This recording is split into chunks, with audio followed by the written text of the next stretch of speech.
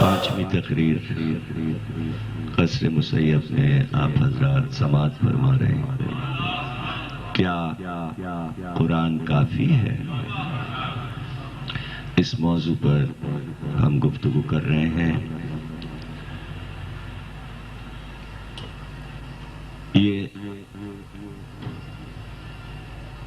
ماضی کا ایک جملہ ہے جو پیغمبر کے سامنے کہا گیا. چونکہ ہم پیغمبر کے ارشادات، ان کی حدیثیں، ان کے خطبے اپنی مجالس کا عنوان بناتے ہیں، لیکن سرکار کی بات پر جو بات کہی گئی، جو کہ سرکار کے خلاف تھی، اس کو ہم نے عنوان بنایا ہے. لیکن اس میں ہم نے چونکہ کیا لگا دیا، اس لیے جملہ اب ان کا نہ رہا. انہوں نے کہا تھا قرآن کافی ہے، تو اب ہم ان سے پوچھ رہے ہیں، سرکار کی پارٹی بن کر پوچھ رہے ہیں. دیکھیں، ہم ہیں سرکار دو عالم کے ہی، تو ہم ادھر سے پوچھ رہے ہیں بیٹھ کر کہ آپ نے جو سرکار کے سامنے یہ کہا کہ بس یہ کافی ہے، تو اب ہمیں حق ہے کہ اگر ہر ایک سرکار کے سامنے بول سکتا ہے، سرکار کے جملوں پر اپنی رائے دے سکتا ہے، تو کم از کم ہمیں بھی حق ہے کہ جو سرکار کی رائے پر رائے دے، ہم سرکار کی طرف سے پوچھیں کہ اس کو کیا حق ہے کہ وہ یہ بولے. ایک عام آدمی جس وقت یہ جملہ بولا گیا سرکار دو عالم کے سامنے، تو بولنے والے کی حیثیت اس وقت کیا تھی؟ نہ وہ محدث تھا اس وقت، نہ اس وقت وہ فقیہ تھا، نہ اس وقت خلیفہ تھا، نہ اس وقت دانی، وہ ایک عرب کا بدو تھا.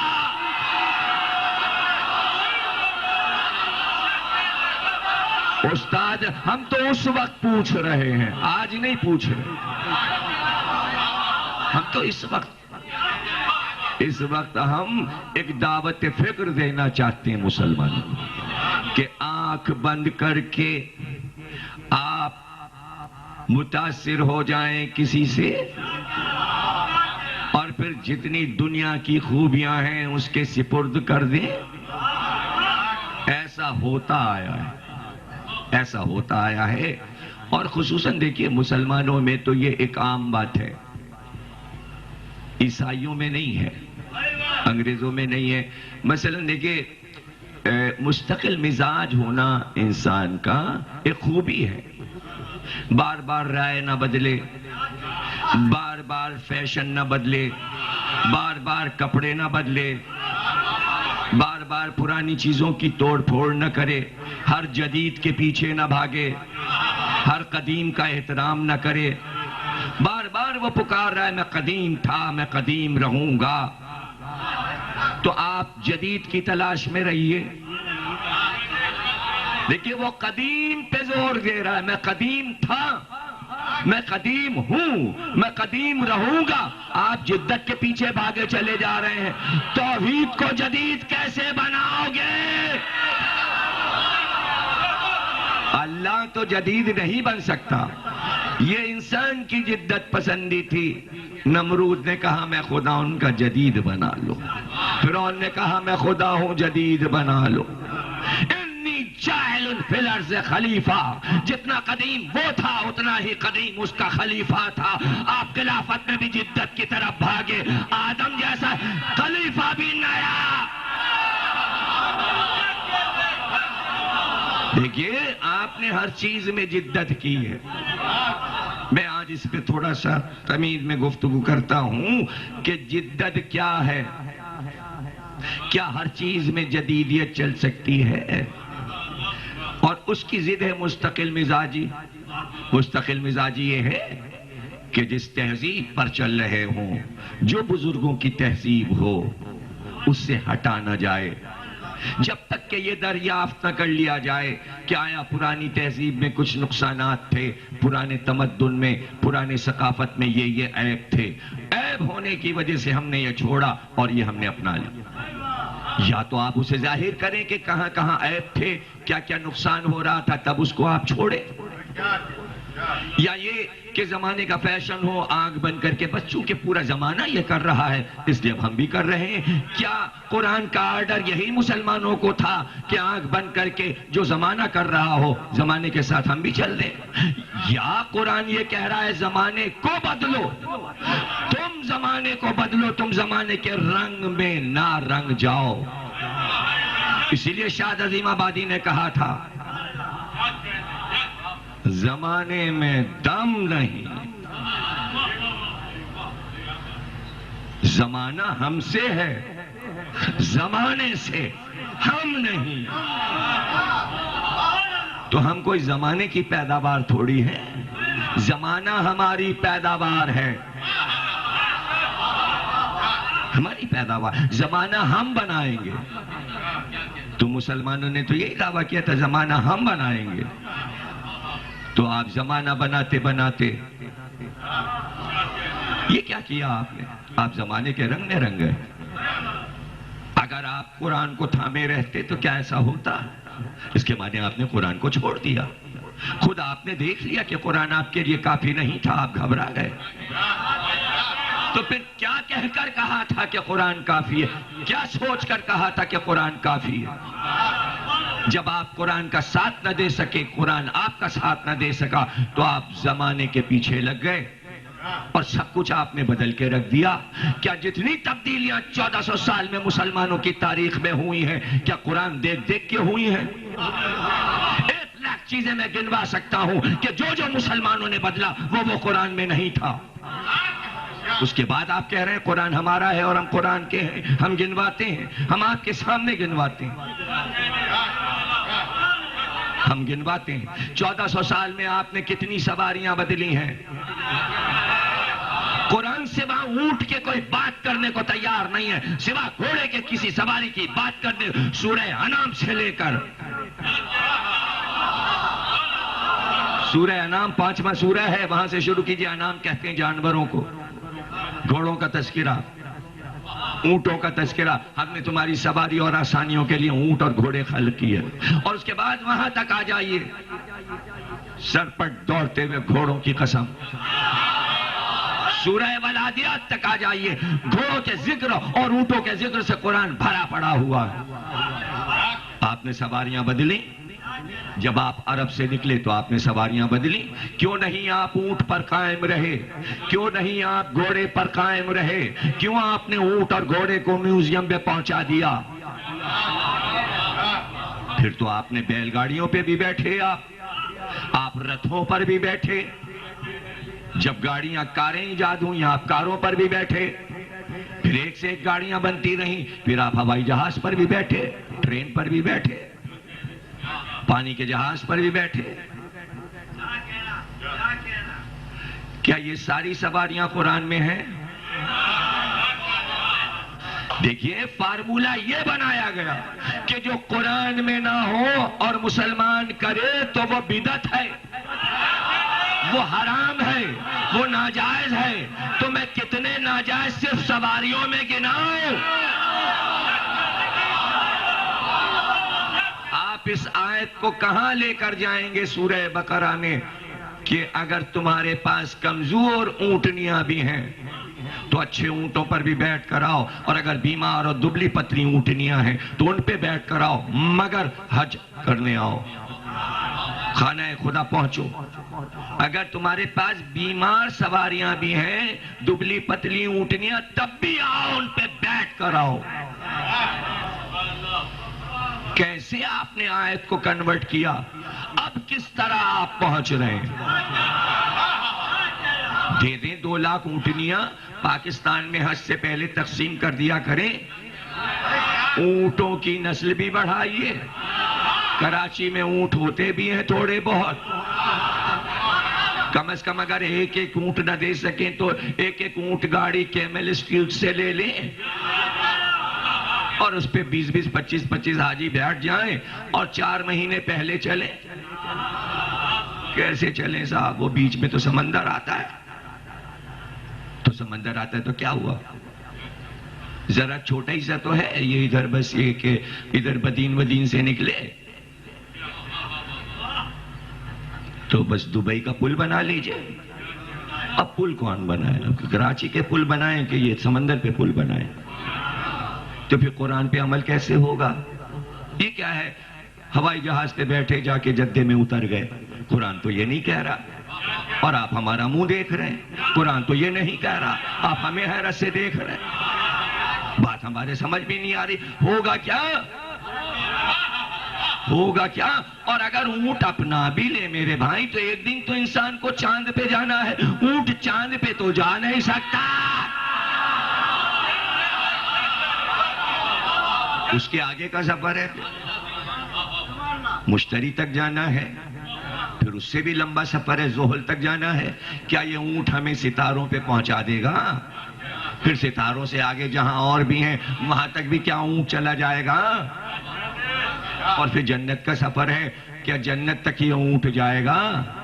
اونٹ رک گیا جمل پر، روکنے والا علی تھا۔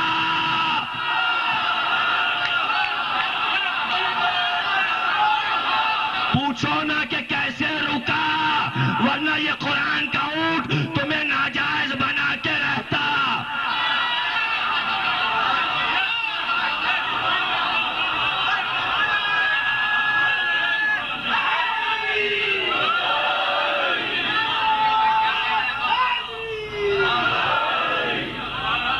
اور علی نے صرف اونٹ نہیں روکا، صرف اونٹ نہیں روکا، صرف اونٹ نہیں روکا، علی نے دروازہ بند کر دیا کہ اسلام میں عورت نہ امام ہو سکتی ہے، نہ نبی ہو، نہ نماز پڑھا سکتی ہے۔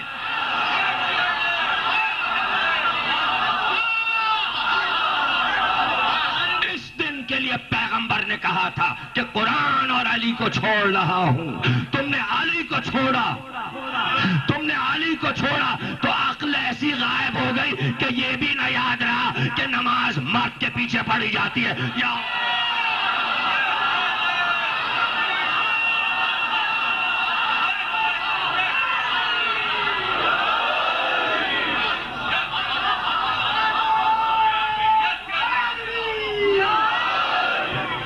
میرے بھائی، حدیث کے بغیر قرآن سمجھ میں نہیں آئے گا۔ قرآن کافی نہیں ہے حدیث کے بغیر، کافی نہیں ہے۔ دیکھیے کون نہیں جانتا کہ یہ پہچان ہے، یہ عورت، یہ مرد، لیکن جہاں خصوصی طور پر لفظ مرد استعمال ہو جائے پھر معنی بدل جائیں گے۔ عمومی حیثیت یہ ایک دیکھیے، ابھی ایک پروگرام میرا آئے گا، الف پر ریکارڈ ہوا ہے، تو آپ دیکھیے گا کہ کیا سب مذہب پہ بول سکتے ہیں، یہ عنوان ہے۔ تو اس میں ایک عالم نے یہ کہا، ہاں یہ آیت جو ہے خصوصی طور پہ فلاں کے لیے اور عمومی طور پہ سب کے، یہ ایک اصطلاح تفسیر میں بنائی گئی، خصوصی اور عمومی۔ حالانکہ بس ایران میں سنا تھا کہ حمام خصوصی اور عمومی ہو، آیت کے لیے تو نہیں سنا تھا۔ اب آیت میں بھی خصوصی اور عمومی ہونے لگا۔ آپ دیکھ رہے نا کہاں کہاں قرآن کافی نہیں۔ آپ نے کہا یہ مرد ہے، یہ عورت ہے، لیکن اگر معصوم پیغمبر حکم الہی سے اسی لفظ کو کسی خاص آدمی کے لیے استعمال کرے تو معنی بدل جائیں گے، معنی بدل جائیں گے۔ کل میں علم دوں گا مرد کو، اب معنی بدل گئے۔ کیا معنی بدل گئے؟ آئے ہائے ہائے ہائے بھائی، مرد تو اٹھاتا ہی ہے علم، ابھی تک تو مرد اٹھا رہا تھا، یہ خیبر کی رات پیغمبر نے یہ اعلان، جملہ ضائع نہ کرنا، یہ تاکید کیوں کی کہ کل علم مرد کو دوں گا، اس کے معنی کہ کوئی عورت اٹھانے والی ہے، روک دو۔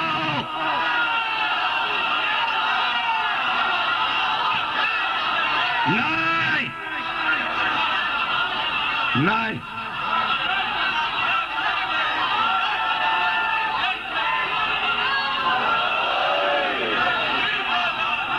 نہیں نہیں نہیں،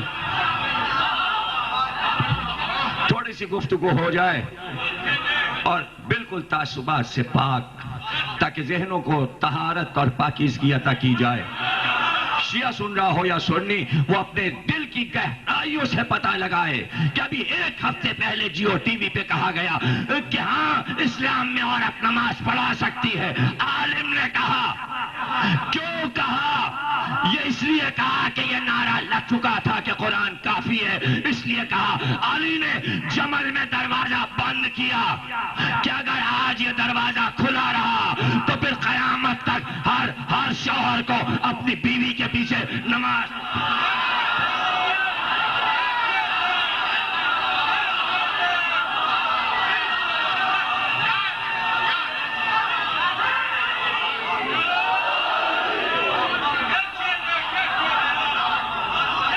دروازہ بند کیا اور کھل کر کہا، تنبیہ اور خوف زدہ کر دیا علی نے، اللہ کو جو بات پسند نہیں ہے وہ نہ کرنا۔ اور پھر خطبہ دیا بصرے پر، اور خطبہ دے کر کہا، جو چلے گا عورت کے پیچھے اور اپنا سربراہ مانے گا، اس کے لیے قیامت تک ذلت اور رسوائی ہے۔ ارے بھائی، بہت بڑا جملہ کہہ رہا ہوں، حق تھا فاطمہ کو سربراہی کا، لیکن اللہ نے 14 میں 13 کو لیڈر بنا کے ایک کو پردے میں چھپا دیا،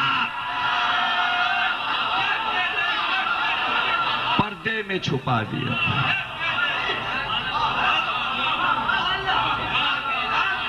نہیں، اور دیکھیے لیڈر کا کام ہوتا ہے آگے آنا، اگر میری باریکیوں کو آپ سب، رہنما کا کام ہے آگے آنا، آگے آ جائے، یعنی احتیاط پروردگار دیکھو کہ 14 میں ایک عورت رکھی، لیکن جب مباہلے میں اسی عورت کو پروردگار باہر لایا تو آگے نہیں رکھا، لیڈر نہیں بنایا، بلکہ لیڈروں کے حصار میں رکھا۔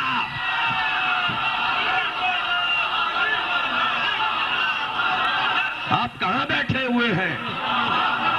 آپ کہاں بیٹھے ہوئے ہیں؟ پیغمبر آگے چلے، پیغمبر آگے چلے، بیٹی کو پیچھے رکھا، علی کو سب سے پیچھے۔ بھائی نہیں، جملہ میرا نہیں سمجھے، ہر جنگ میں علی آگے، لیکن عورتوں کی حفاظت میں سب سے پیچھے۔ ناموس کی عظمت بتائی، ناموس کی عظمت بتائی کہ اگر عصمت کے گھرانے کی عورت ہو تو اس کا حصار رسالت ہوتی ہے اور امامت ہوتی ہے۔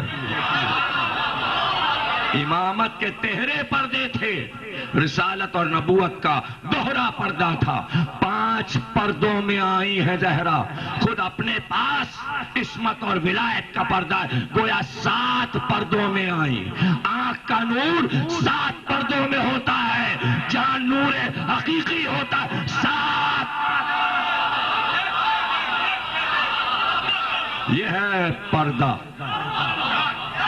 یہ ہے پردہ۔ لیڈر کا کام ہے وہ آ کے بولے، تقریر کرے، خطبہ دے، لیکن آج تو بولنے کا ہی کام نہیں ہے۔ زہرا کیا، نہ نبی بولے نہ علی بولے، آج تو خاموشی کا دن ہے، یوم خاموشی۔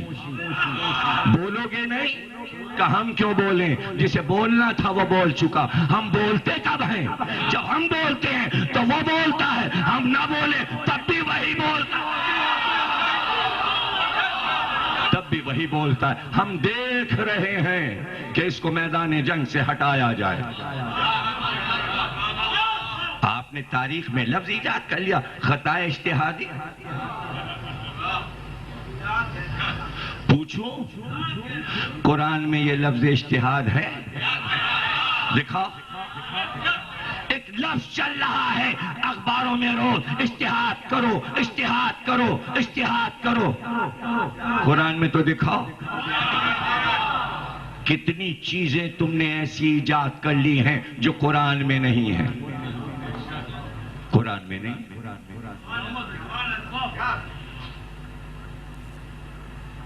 کس چیز کا انتظار ہے آپ کو؟ میں اس کے آگے کیا کہوں گا جو آپ سناٹے میں آ گئے؟ مجتہد کیا صرف آپ کیا ہوتا ہے؟ اس وقت پورا عالم اسلام چلا رہا ہے کہ ہم اجتہاد کریں گے، ہم اجتہاد کریں گے۔ دو لفظ ساتھ چل رہے ہیں، جہاد اور اجتہاد، جہاد اور اجتہاد۔ اس کا عوام سے تعلق نہیں رہا، شیعوں سے کوئی تعلق نہیں اس لفظ کا، نہ آپ کا تعلق جہاد سے ہے، نہ آپ کا تعلق اجتہاد سے۔ اس کا تعلق صرف جنگ اخبار سے ہے اور ٹیلی ویژن سے آپ سے مطلب نہیں ہے۔ لفظ گیا آپ کے پاس سے، اب یہ آپ کا لفظ نہیں رہا، یہ لفظ آپ کا نہیں ہے۔ وزیر اعظم نے کہا پچھلے ہفتے، دہشت گردی کے خلاف جہاد کرو، اجتہاد کرو۔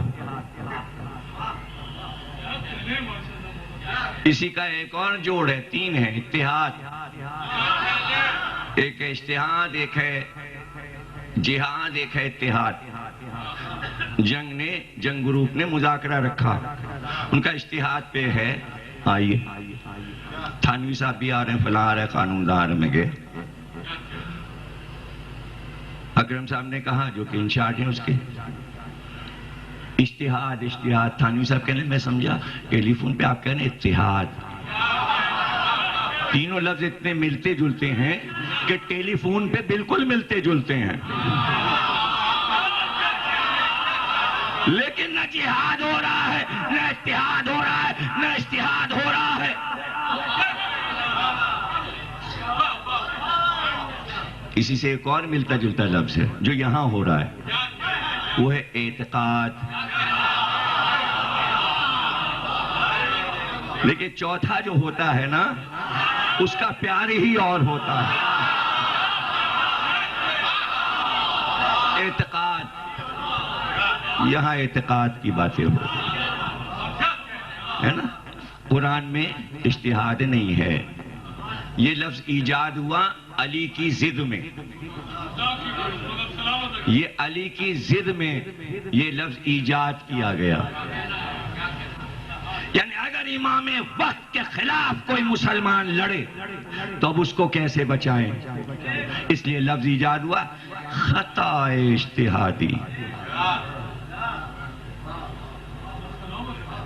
ایک دشمن دین علی سے آ کے لڑے اور خطا کہیں اس کو۔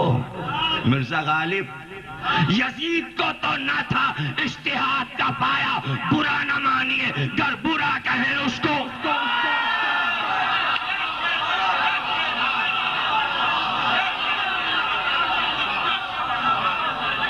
یزید کا باپ جب علی کے مقابل آیا تو امت نے کہا مجتہد تھے، خطا اجتہادی ہو گئی۔ لڑائیاں علی سے ہوتی جائیں، علی کو پریشان کیا جائے، ملک میں بغاوت ہو، خطا اجتہادی ہو گئی۔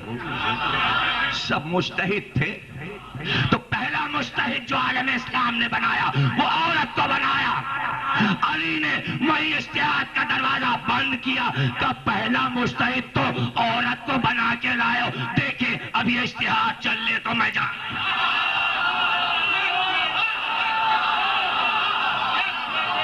دھبا ہے دھبا، اجتہاد کے دامن پہ دھبا۔ اس کو شے مل گئی، وہ کھیل لیا ملک شام میں، لفظ اجتہاد پہ وہ اترا گیا۔ علی نے کہا اجتہاد، تم اجتہاد کی بات کر رہے ہو، قرآن، سجدے، نمازیں، اول نماز، سجدوں کے نشان، حافظ قرآن، سینوں میں قرآن، تقوی، ارے سب سب علی کی ذوالفقار کے نیچے پامال. جہاں امامت آ جائے سب کچھ کاٹ کے پھینک دیا جائے گا.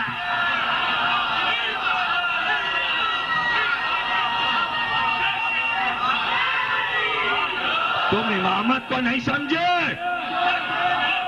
تم کیا سمجھ رہے ہو؟ تم ولایت اور امامت کو کیا سمجھ رہے ہو؟ امامت اور ولایت کے سامنے جو چیز لے کر آؤ گے، تمہارے امکان میں جو کچھ ہو لے کے آؤ. مہربان میں آئے، سجدوں کے نشان، گلے میں قرآن. علی نے کہا قرآن ہوگا ان کے سینے میں، لیکن گلے سے اترے گا نہیں کہ یہ موت کے کاٹ اتر جائیں گے. زبان پہ قرآن تھا، سینے میں اترتا اس سے پہلے علی نے تلوار.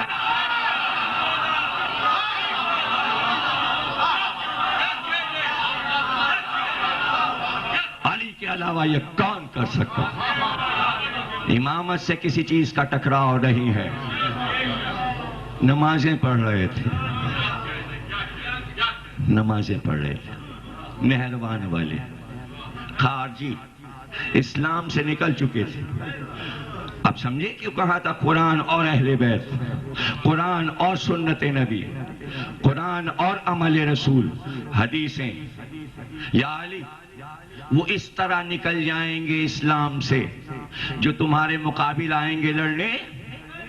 حدیث رسول اس طرح نکل جائیں گے جس طرح کمان سے تیر نکل جاتا ہے، اس طرح تمہارے مقابل آنے والے اس طرح اسلام سے نکل جائیں گے جیسے کمان سے تیر نکل جاتا ہے.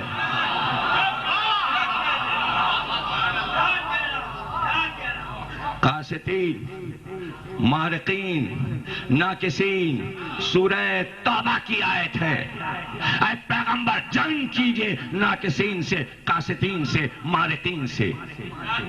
جو امام کی بیعت کر کے توڑ دیں، نقص بیعت کریں، ان سے جنگ کیجئے. ناکسین سے بیعت کیجئے، باغیوں سے بیعت کیجئے.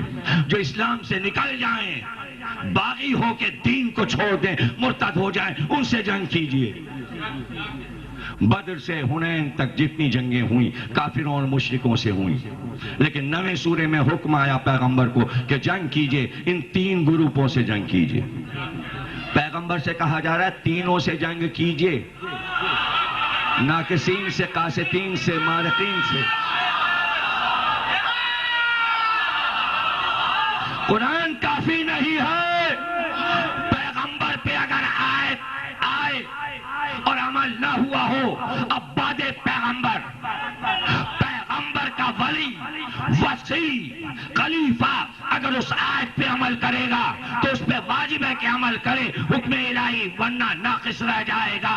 آیت تھی، پیغمبر کا کام علی نے کیا. ناقصین سے جمل میں جنگ کی، قاسطین سے صفین میں جنگ کی،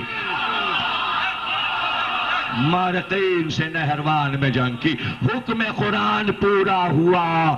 اگر علی یہ حکم پورا نہ کرتے تو آیت رہ جاتی، عمل پیغمبر رک جاتا. عمل پیغمبر کو کامل کرنے والا علی ہے.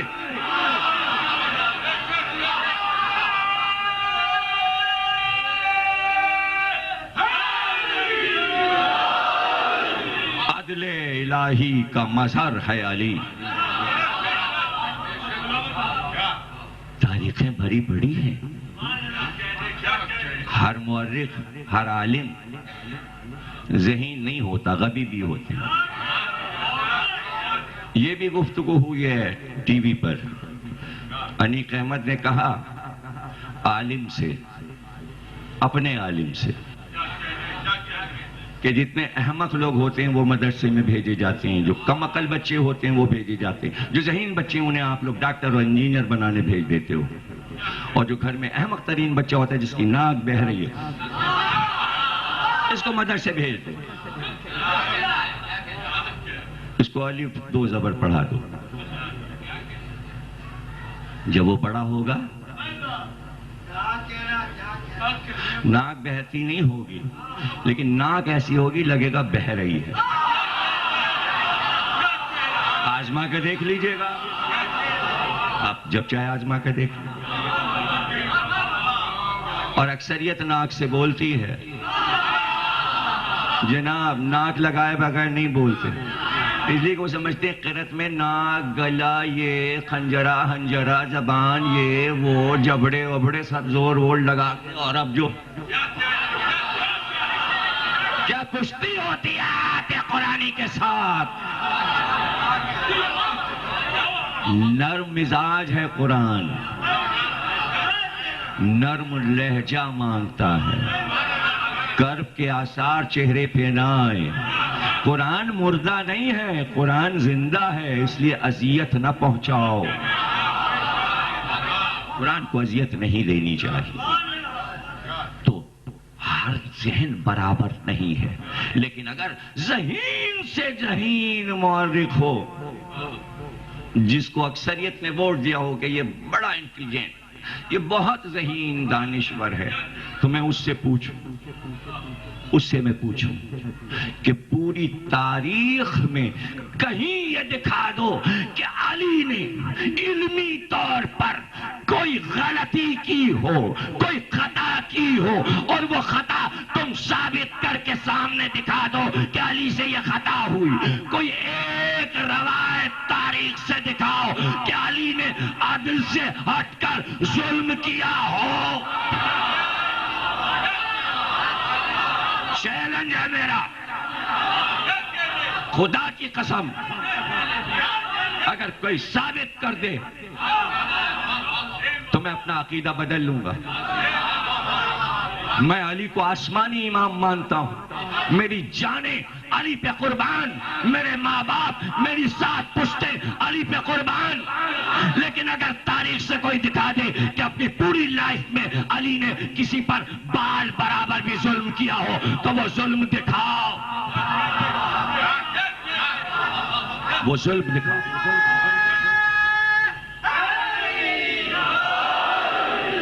وہ ظلم دکھا. بلکہ ذہین سے ذہین مورخ نے یہی لکھا، قتل اور بھی ہوئے، قتل علی بھی ہوئے. لیکن بڑے بڑے مورخین نے کہا قتل دونوں ہیں، قتل وہ بھی، قتل یہ بھی، قتل وہ بھی ہوئے، قتل یہ بھی ہوئے. لیکن ہر دانشور نے لکھا وہ اس لیے قتل ہوئے کہ امت کے ساتھ عدل نہ کر سکے، علی اس لیے قتل ہوئے کہ عدل کرتے رہے. فرق سمجھو، فرق سمجھو. بھری پڑی ہیں تفسیر کی کتابیں، قرآن میں عدل ڈھونڈو، ڈھونڈو. کہیں کہیں لفظ عدل آیا ہے، کہیں کہیں قسط آیا ہے. عدل کے معنی بالقسط. تو اب یہاں کیا کرو؟ انہوں نے اللہ کے عقیدے سے عدل ہی نکال دیا. فیشن بتا رہا ہوں، فیشن. 1400 سال میں حکومتوں نے اپنے عوام کو یہ عقیدہ دیا کہ یہ بات مت کرو کہ اللہ عادل ہے، اس کی کوئی گفتگو مت کرو. عقیدہ یہ دیا گیا کہ ثواب بھی اللہ کی طرف سے ہوتا ہے اور گناہ بھی اللہ کی طرف سے ہوتا ہے. ثواب کا خالق بھی اللہ ہے، گناہ کا خالق بھی اللہ ہے. اور دانشورانہ دلیلیں بھیڑا دی گئیں. شیطان کا خالق اللہ ہے، شیطان سب کو بہکا رہا ہے، اس لیے اللہ شیطان کا خالق ہے. تو ظاہر ہے کہ ظلم کو بھی اللہ ہی نے خلق کیا، گناہ کو بھی اللہ ہی نے خلق کیا، اس لیے کہ شیطان کو خلق کیا. تو اس کے معنی شیطان جتنے کام کر رہا ہے حکم الہی سے کر رہا ہے.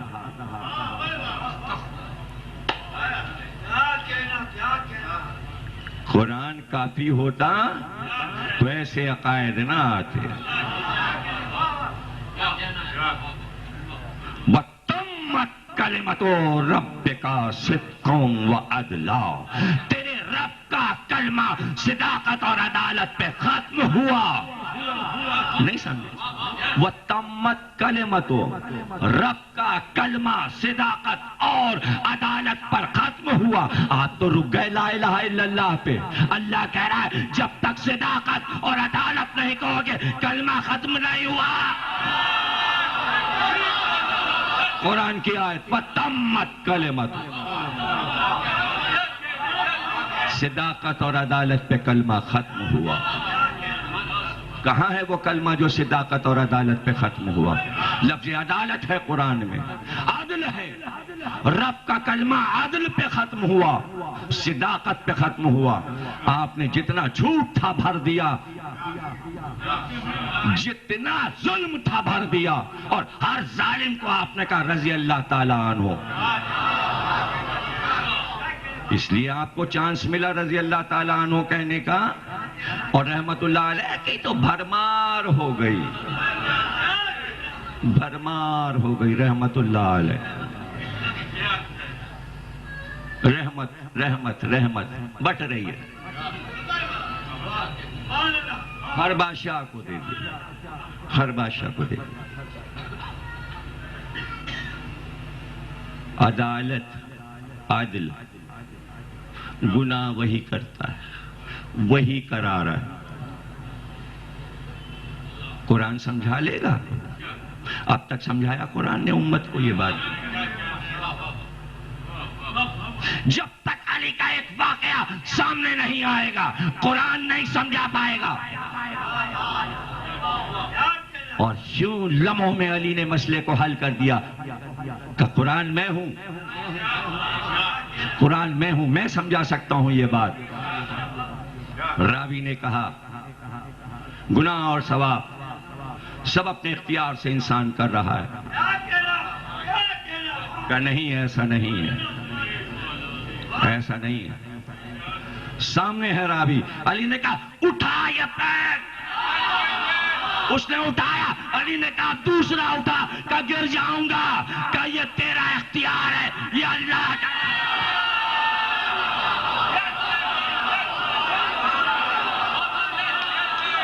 بھائی اب یہاں پہ رک جاؤ. اور علی نے کس طرح عدل کو ثابت کیا سمجھو. قرآن کافی نہیں ہے. اگر علی نہ سمجھاتے تو عدل الہی سمجھ میں. دونوں ٹانگیں تمہاری، دونوں ٹانگوں کے مالک تم. جدھر چاہو دونوں ٹانگوں کو لے جاؤ. علی نے کہا اٹھا، تمہارا اختیار، تم ہو اس ٹانگ کے مالک. یہ اٹھا لیا. اب دوسری اٹھاؤ. کہ یہ اٹھاؤں گا تو گر جاؤں گا، گویا کہ مر جاؤں گا. موت امر رب ہے. یہ اللہ کا اختیار ہے کہ دوسری تم نہیں اٹھا سکتے. تو گناہ تم کر رہے ہو، ثواب اللہ کروا رہا ہے. یہی ہے عدل الہی، یہی ہے عدل الہی، یہی ہے عدل الہی.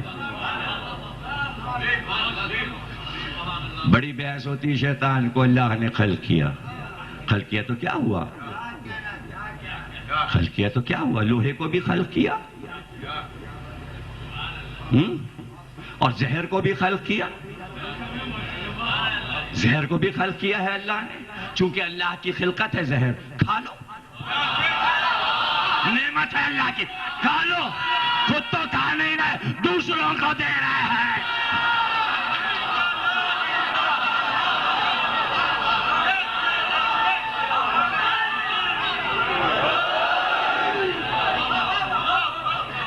لوہا ہے، لوہا ہے. ہم نے انزل اللہ الحدید، ہم نے لوہے کو نازل کیا. پھیر لو اپنے گلے پہ تلوار. اللہ نے نازل کیا، تبرک ہے. لگا لو گلے سے.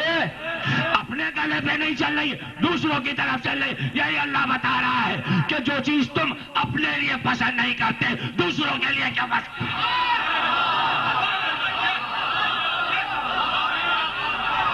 خود تو زہر کھاتے نہیں، دوسروں کو کھلائے دے رہے. تو شیطان کو خلق کیا ہے اللہ، لیکن جتنی چیزوں کو خلق کیا اپنی اپنی خلقت کو تنبیہ کر دی. یہ کرنا، یہ نہ کرنا، یہ کرنا، یہ نہ کرنا. مجھے نہیں معلوم کتاب اگر اس پہ لکھی جائے کہ اللہ کی سرکشی شیطان نے زیادہ کی ہے یا انسان زیادہ کر رہا ہے. کتنی بڑی ڈگری دے دی اشرف المخلوق. اشرف اور حرکتیں. اب اس سے بڑا جملہ میں کیا کہوں؟ اس سے بڑا جملہ آئے گا کہاں سے؟ علم کلام کا بہت بڑا جملہ دینے جا رہا ہوں. ارے شیطان نے کبھی یہ دعویٰ اللہ کے سامنے نہیں کیا کہ میں خدا ہوں.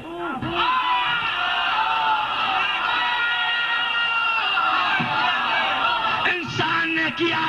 بڑا شیطان کون ہے؟ شیطان یا انسان؟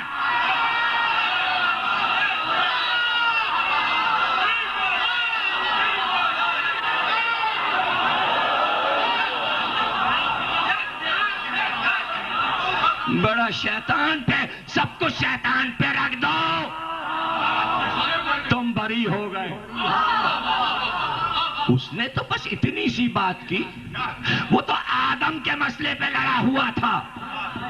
اس نے پہلے یہ کہا، اپنے عقیدے کا اظہار کیا، میں تجھے ایک مانتا ہوں. پڑھو قرآن، جاؤ اگر کافی ہے تو پڑھ لو کہ شیطان کی باتیں کیا ہوئی اللہ سے. میں تیری توحید کا قائل ہوں، میں تیری توحید کا قائل ہوں، تجھے ایک مانتا ہوں، میں تیری عبادت کرتا ہوں، میں تیرے علاوہ کسی کو سجدہ نہیں کروں گا. یہ اس کی محبت الہی تھی. وہ اپنے رب سے محبت کرتا ہے. آپ کہتے ہو وہابی ہے وہ.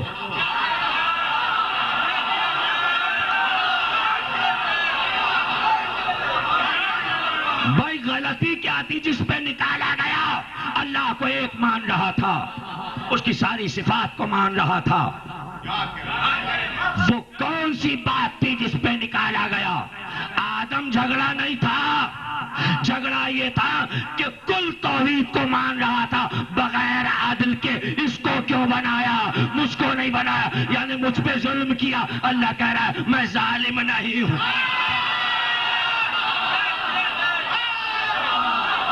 یہ ہے مسئلہ. مسئلہ یہ ہے کتنے انسان ہیں جو شرک کر رہے ہیں، وہ شیطان سے بڑے شیطان ہیں. جو سجدے نہیں کر رہے وہ شیطان سے بڑے شیطان ہیں. ان کو آپ شیطان نہیں کہتے ہو، شیطان کے پیچھے لگے ہوئے ہو. یہ تو دیکھو شیطان نکالا کیوں گیا. شیطان صرف اس لیے نکالا گیا، میں رب ہوں، جو میں کہہ دوں اس پہ سر جھکے، چاہے میں اپنا سجدہ کرواؤں اور چاہے میں قبلہ بدلوا دوں، چاہے میں کہیں اور سر جھکوا دوں. یہ پوچھنے کا حق بندے کو نہیں ہے کہ آج قبلہ کیوں بدل گیا، آج سجدہ کیوں بدل رہا ہے، آج جگہ کیوں بدل رہی ہے. اگر کہہ دے ہیڈ اگر محمد کہہ دے کہ تم میں دو چیزیں چھوڑ رہا ہوں تو امت کو حق نہیں ہے کہ کہے ایک لے لیا.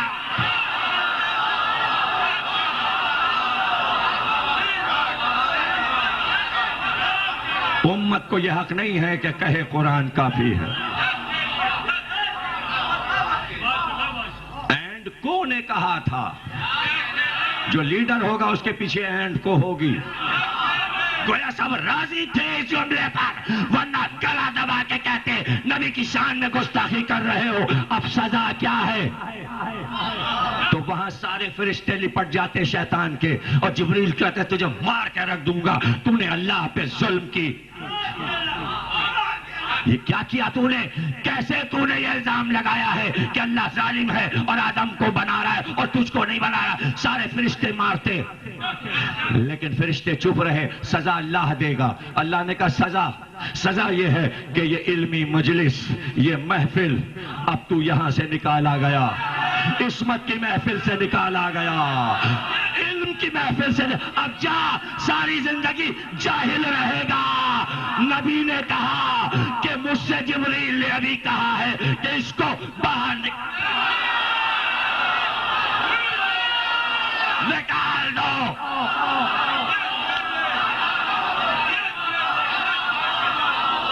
علمی مجلس سے نکالا گیا، عصمت کی محفل سے نکالا گیا. اب جب علم کی مجلس سے نکل ہی گیا تو جاہل تو رہنا ہی تھا. لاؤ علی کو بلاؤ تاکہ مسئلہ حل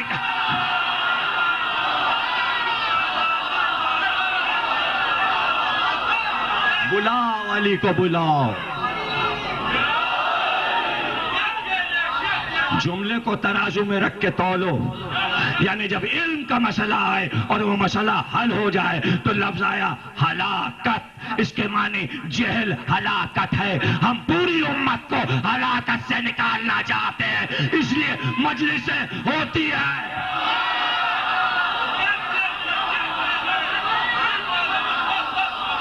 اپنی آنکھ سے ہلاکت دیکھ رہے ہو, اپنی آنکھ سے ہلاکت دیکھ رہے ہو. پاکستانی سفارتکار کو کس نے اغوا کیا؟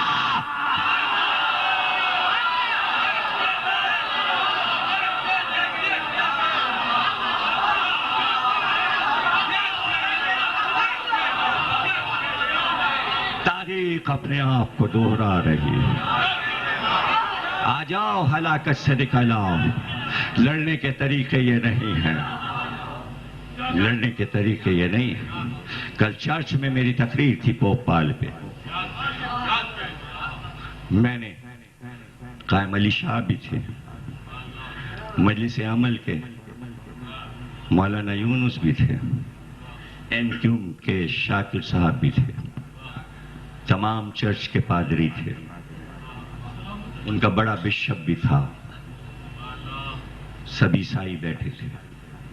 20 منٹ کی تقریر کی میں نے. پورے میڈیا, پورا اخبار یہ چیخ رہا ہے کہ پوپ جان پال ظلم کے خلاف تھے, ان کا مذہب محبت تھا. پوپ پال نے کہاں سے لفظ محبت لیا؟ محمد سے پہلے کسی نے یہ لفظ متعارف کرایا تھا, قُلْ لَا أَسْأَلُكُمْ عَلَيْهِ أَجْرًا إِلَّا الْمَوَدَّةَ فِي الْقُرْبَىٰ. مسلمان لفظ محبت بھول گئے. عیسائیوں کو یاد ہے, پوری امت واپس آئے لفظ محبت پر. اور پہلی محبت رسول کی اولاد سے ہے. جس دن تمام مسلمان مل کر محبت کا ثبوت دے دیں گے, اس دن ہلاکت سے بچنا شروع ہو جاؤ.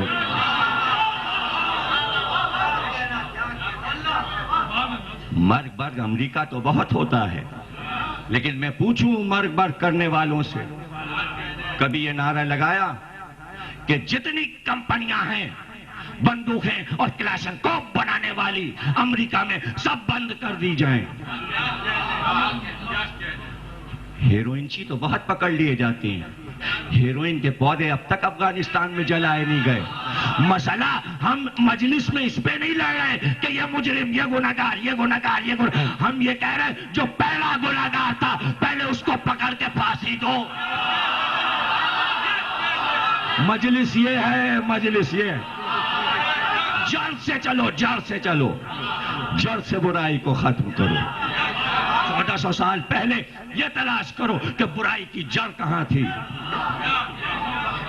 برائی کی جڑ کہاں تھی. جب تک جڑ کو نہیں سمجھو گے.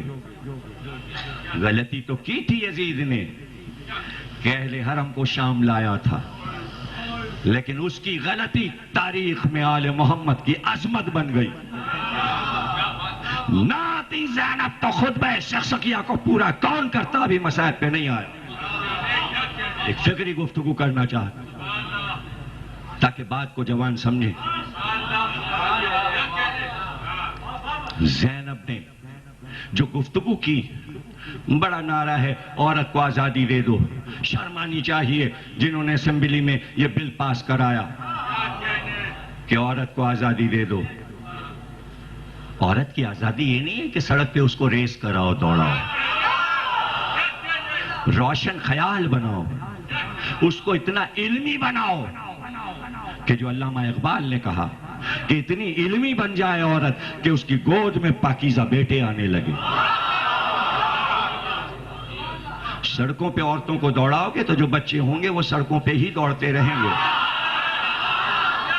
یہ کوئی ترقی پسندی نہیں ہے, میں اس بات میں بالکل قائل نہیں ہوں. اس بات میں حکومت کے ساتھ ہر ترقی میں ساتھ ہوں، روشن خیالی میں، لیکن جسے میں روشن خیالی سمجھوں گا وہ ہے روشن خیالی، اور میں اسی کو روشن خیالی سمجھوں گا جسے محمد اور آل محمد نے روشن خیالی سمجھا۔ جب سورہ احزاب میں آیت آ گئی یا نساء النبی گھر میں بیٹھی رہو، باہر نہ نکلنا، اب اگر ایک بھی نکل جائے تو ہم اسے اوکے نہیں کریں گے،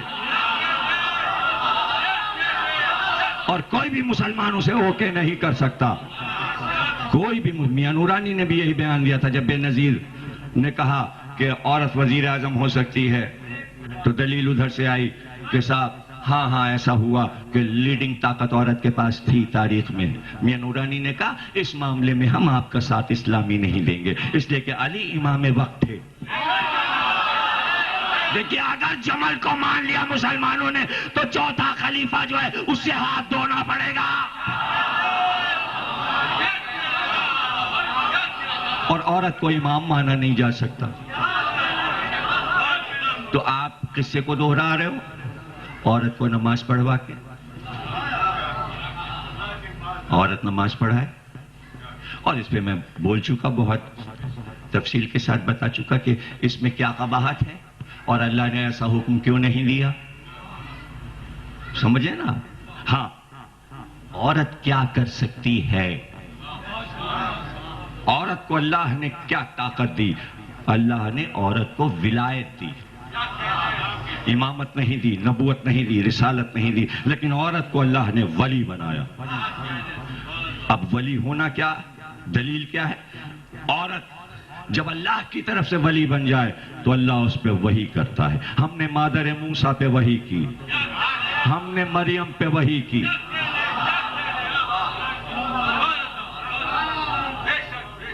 یہ وحی آگے بڑھتی جائے گی، جہاں جہاں وحی نظر آئے، بیچ میں کوئی بولنے والا نہ ہو، تو سمجھ جائیے اللہ اور وہ عورت آپس میں بات کر رہے ہیں، اور وہ ولی ہے۔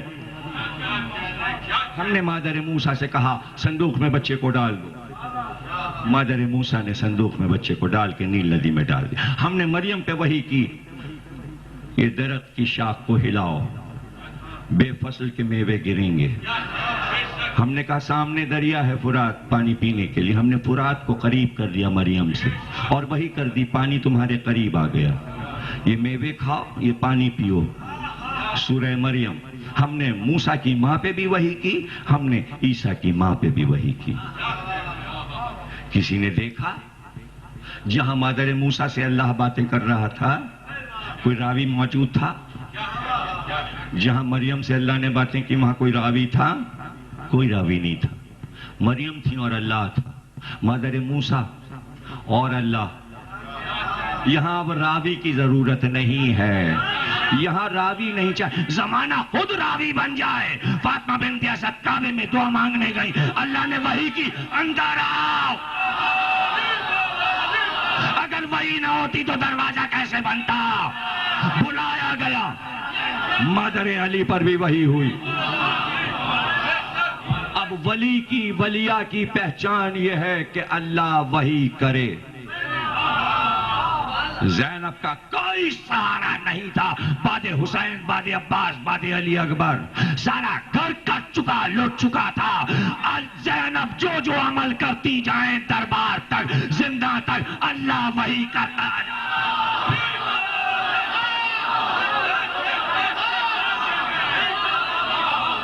ولی ہیں زینب،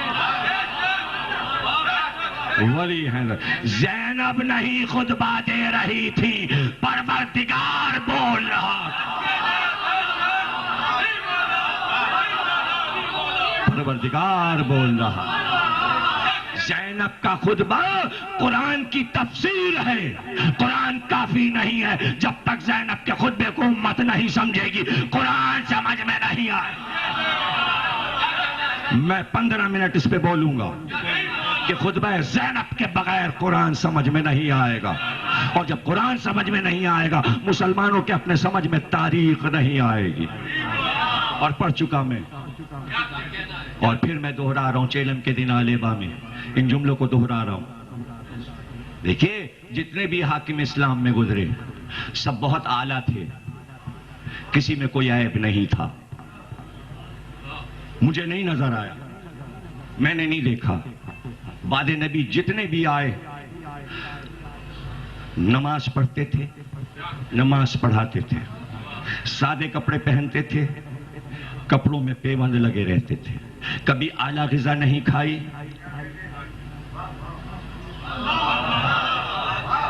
جتنے خلفاء آئے بعد نبی, جتنے خلفاء آئے, سیرت کے مکمل انسان تھے, اس لیے کہ نبی کو دیکھا تھا, پہلو میں رہے تھے, جانتے تھے کہ نبی پیوند لگے کپڑے پہنتے تھے. کیوں اچھے کپڑے پہنتے ہیں؟ کسی خلیفہ نے ریشم نہیں پہنا, سادہ زہد کی زندگی گزاری, عبادات کی زندگی گزاری, کبھی دولت کا استعمال نہیں کیا. جتنے بھی خلفاء وفات پاتے ہیں کوئی دولت چھوڑ کے نہیں گیا, کسی کے گھر میں دولت کے انبار نہیں تھے. میں حقیقت بتا رہا ہوں, یہی سچ ہے, یہی سچ ہے, یہی سچ ہے. آپ مانیں یا نہ مانیں, اگر آپ تعصبی ہیں تو نہیں مانیں گے. خلفاء سے محبت کرنا سیکھیے, اسلامی ملک ہے, ان کی سیرت کو سمجھیے. سب زاہد تھے, سب ابرار تھے, نمازی تھے, پرہیزگار تھے, گناہگار نہیں, کوئی بھی حرام فعل نہیں کرتے تھے, سب حلال کام کرتے تھے, سیرت پیغمبر پہ چل رہے تھے, سیرت پیغمبر پہ ایک ایک قدم ان کا سیرت پیغمبر تھا. صبح کی نماز کے وقت مسجد میں موجود, ظہرین کے وقت مسجد میں موجود, مغربین کے وقت, رمضان کے روزے, بلکہ عبادات کو بڑھا دیا سرکار نے, قرآن کو بڑھا دیا. چونکہ کافی کہا تھا اس لیے کہا کھڑے کھڑے بھی پڑھو. یہ کوئی بری بات نہیں, یہ اچھی بات ہے کہ زیادہ تلاوت کی جائے. عبادات کو بڑھایا, کچھ اذان کو بڑھایا, کچھ نماز کو بڑھایا, عبادات کو بڑھایا, اچھے کام کیے, کوئی برا کام نہیں کیا. نماز کو بڑھانا بری بات نہیں ہے, عبادات کو بڑھانا بری بات نہیں ہے, اذان کو بڑھانا بری بات نہیں ہے. ہر اچھے کام کو بڑھانا چاہیے. روکا تو نہیں نا, اذان نہیں روکی, نماز نہیں روکی, بلکہ اس کو بڑھاوا دیا. سارے مسلمان پڑھیں, پابندی سے پڑھیں, سیرت رسول کو بیان کریں, احترام اہل بیت کیا جائے. کیا گیا, امام حسن امام حسین کا احترام کیا, مولا علی کا اتنا احترام کیا کہ ہر مشکل مسئلہ علی ہی سے پوچھا. کہیں کہیں مجھے نہیں نظر آتا کہ کوئی خامی کسی خلیفہ میں, کوئی غلطی ہو. عبادت میں کمی نہیں, زہد میں کمی نہیں, کسی چیز میں کمی نہیں. ہم پوری امت کے ساتھ ہیں اس معاملے میں, احترام میں ہم بھی ساتھ ہیں. بس اتنی سی بات ہے. تاریخ کیسے بدل گئی, واقعہ کربلا کیسے ہو گیا, حسن کو زہر کیسے دے دیا گیا, ہم اس کی تلاش میں ہیں. جب اتنے اچھے اچھے لوگ تھے, جب اتنے اچھے راستے بنے تھے, جب اتنے اچھے راستے بنے تھے, تو امت خراب راستے پہ کیسے نکل گئی؟ یہ لوگ کون تھے, یہ لوگ کہاں سے آ گئے جنہوں نے حسین کو مارا, جنہوں نے حسن کو زہر دیا؟ بھائی یہی دیکھنا ہے. اور لیجئے یہ ہمارا جو تھیسس تھا یہاں پہ رک رہا ہے اور ختم ہو گیا. یہ بات اگر زینب نہ بتاتی تو کیسے پتا چلتا کہ وہ لوگ تو بہت اچھے تھے لیکن بنی امیہ کو لانے کا پل بن گئے. کسی کے سمجھ میں نہیں آیا بھائی, یہ لوگ نہیں سمجھے.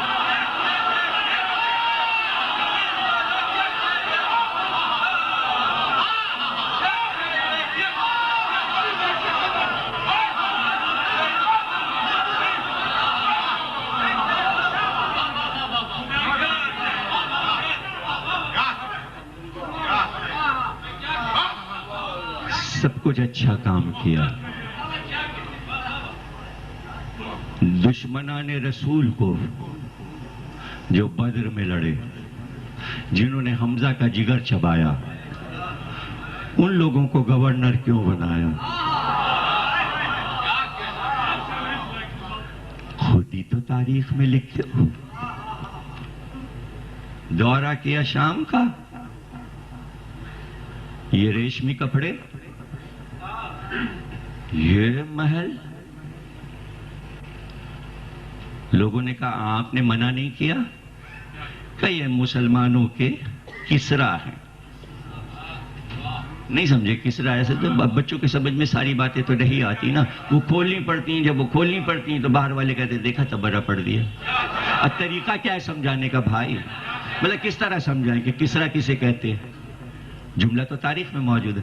کہا یہ مسلمانوں کے شاہ ایران ہیں. اب بھی نہیں سمجھے؟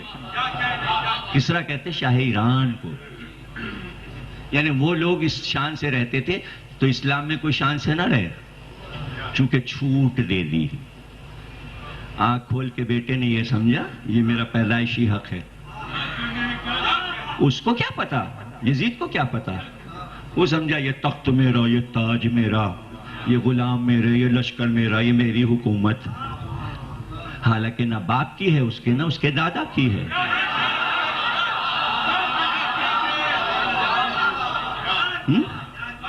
اور کیوں اس کے بیٹے کا چیپٹر کیوں نہیں لکھتے؟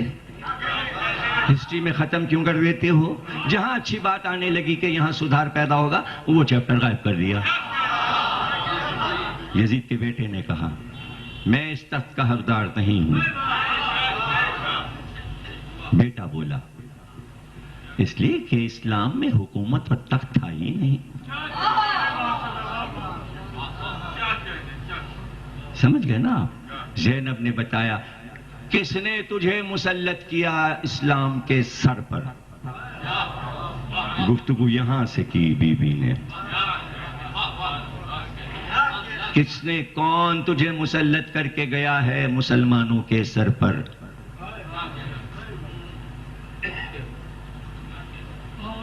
اور چاہتا تھا کہ حسین مان لیں جو کچھ میں کر رہا ہوں حسین میری بیعت کر کے سب اوکے کر دیں، یہ ٹھیک ہو رہا ہے. مسائل کو سمجھے بغیر کب تک پردوں میں چھپاؤ گے؟ انہوں ہی نے مارا ہے، یہی رو رہے ہیں. یہ تو اس وقت جب قرآن آیا تھا اس وقت بھی یہی سب کچھ ہو رہا تھا. یہ ساحر ہے، یہ جادوگر ہے. قرآن نے ان آیات کو دہرا دیا، یعنی ذہن کو ہٹا دو. اب یہ سائنسی دور اس کا نہیں رہا کہ آپ ذہنوں کو ہٹاؤ. اب اس کا ذہن دور نہیں ہے. بار بار جہاں کہ آپ اتحاد کی باتیں کر رہے ہیں میڈیا پر اور اخبار پہ کہ سارے فرقے مل جل کے رہیں، ساتھ رہیں، اس کا طریقہ میں بار بار بتا رہا ہوں. اس کا آسان طریقہ یہ ہے کہ میں دن بھر حنفی فقہ کی کتابیں پڑھتا رہتا ہوں، میں دن بھر مالکی فقہ کی کتابیں پڑھتا رہتا ہوں، اس لیے کہ جعفری فقہ میں پڑھ چکا. اس کو میں بار بار اپنے سامنے رکھتا ہوں کہ کوئی چیز بھول نہ جاؤں. امام شافعی کے ارشادات نہ بھول جاؤں، امام غزالی کے ارشادات نہ بھول جاؤں، امام حنبل کے ارشادات نہ بھول جاؤں. مسند احمد بن حنبل میرے سامنے رہے، اور اس لیے بھی سامنے رہے کہ مسند احمد بن حنبل کو سامنے رکھنا عبادت افضل ترین ہے. اس لیے کہ اس میں نمایاں طور سے لکھا ہوا ہے کہ غدیر خم میں رسول نے کہا من کنت مولا ہو فہذا علی المولا، اور سب سے پہلے جس نے مبارکباد دی وہ حضرت عمر بن رضی اللہ تعالیٰ عنہ تھے. امام حنبل نے لکھا اس لیے عبادت ہے، اس کو پڑھنا عبادت. اس لیے میں ان چیزوں کو سامنے رکھتا ہوں. چونکہ میں سامنے رکھتا ہوں تاکہ اتحاد ہو، محبت ہو. ہر مسلمان فرقے کو شیعہ کتابیں اپنے گھر میں رکھنی چاہیے اور پڑھنا چاہیے، تب جا کے اتحاد ہوگا. یاد رکھو علوم کے انبار صرف آل محمد کی کتابوں میں ہیں، اور جتنوں نے بعد میں جو کچھ بیان دیا وہیں سے چرایا ہے، اپنا کسی کا نہیں ہے. اس لیے اصل تو پہلے پڑھو.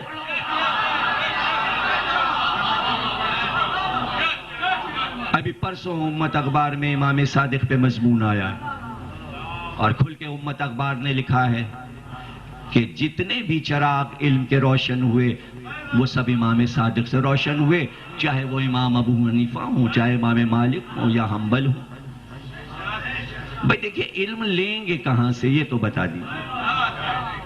آج دنیا کا کوئی مسلمان یہ دعویٰ کرے میں بہت بڑا عالم ہوں، تو وہ علم کہاں سے لے گا؟ کہاں سے لائے گا؟ کوئی دروازہ، کوئی راستہ ہے ہی نہیں۔ بہت سر مار ڈالا لوگوں نے، عبداللہ ابن مسعود سے لیا، عبداللہ ابن عباس سے لیا، فلانے سے لیا، فلانے۔ ارے بھائی وہ سارے فلانے فلانے فلانے سب علی سے لے رہے ہیں۔ کوئی ڈائریکٹ نہیں ہے، اور منبع رسول ہے، اور رسول سے جتنا تھا وہ سب علی لے چکے تھے، اب لیا کیا؟ تو زبان بچپن سے چوس لی تھی، رکھنے والے نے رکھا ہی نہیں، اتنی زبان چسائی کہ جب تک پوری امت کلمہ پڑھے علی سب لے لو۔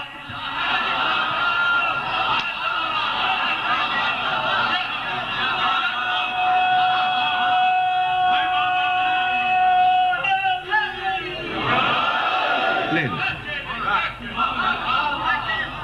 قرآن سمجھنے بیٹھو گے اکیلے تو سمجھ میں نہیں آئے۔ یا ایتھا النفس المطمئنہ ارجعی الی ربک راضیۃ مرضیہ۔ ہے کسی میں دم معنی کہہ سکے؟ کوئی مفسر ہمیں سمجھا سکتا ہے کون ہے نفس مطمئن؟ ہے کوئی نفس مطمئن؟ پیدا ہوا ہے کوئی نفس مطمئن؟ تھا کسی میں یہ نفس؟ اور اتنا بڑا نفس کہ خود پروردگار پکارے، آ۔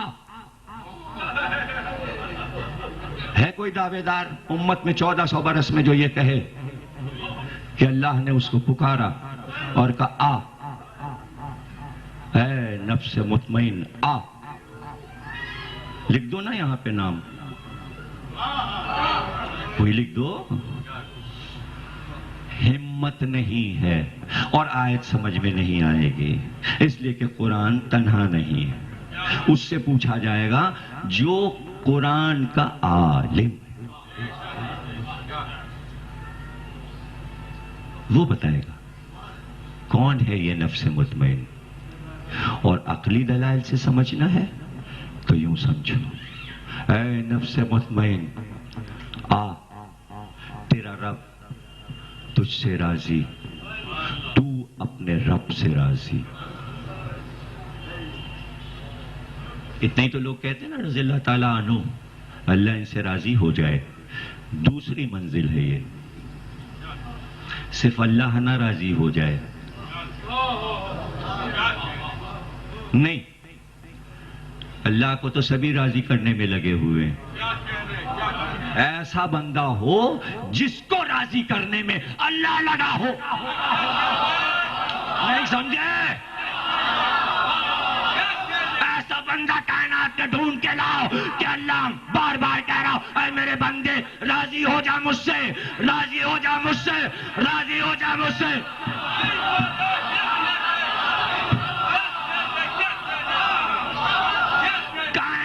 پوری اللہ سے کہے کہ رب مجھ سے راضی ہو جا، اور رب حسین سے کہے مجھ سے راضی۔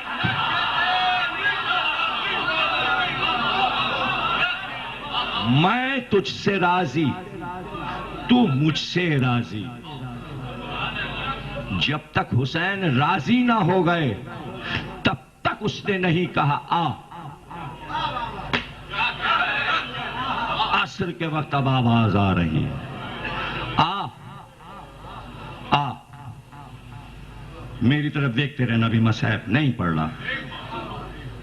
اس لفظ آ میں، اس آیت کے تیور میں پوچھا گیا سرکار سے اللہ کی رحمت کو کیسے سمجھیں؟ مادی مثالوں سے۔ فرمایا ماں کی شفقت دیکھو، رب کی رحمت سمجھ میں آ جائے۔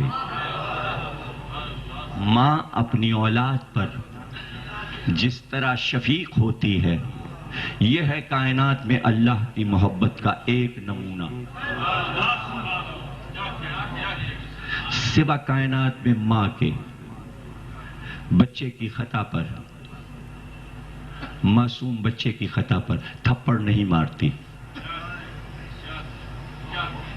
ماں کی گود میں بچہ چاہے جیسے لیٹے، ماں کو غصہ نہیں آتا. بچہ لاتیں بھی چلاتا ہے، ہاتھ پیر بھی چلاتا ہے، ماں کے بال بھی نوچ لیتا ہے، لیکن ماں کو غصہ نہیں آتا. اسے کہتے ہیں مادر شفقتی، محبت ماں، اسے کہتے ہیں ممتا. اللہ کے بندے دن بھر گناہ کرتے ہیں، اللہ کو غصہ نہیں آتا کہ موت طاری کر دو. آج تک دنیا میں کسی کو اللہ نے اس لیے نہیں مارا کہ اس نے گناہ کیا. کائنات میں کسی کو اس لیے اللہ نے نہیں مارا کہ یہ گناہ کر رہا تھا. یہ ہے اس کی شفقت، یہ ہے اس کی رحمت.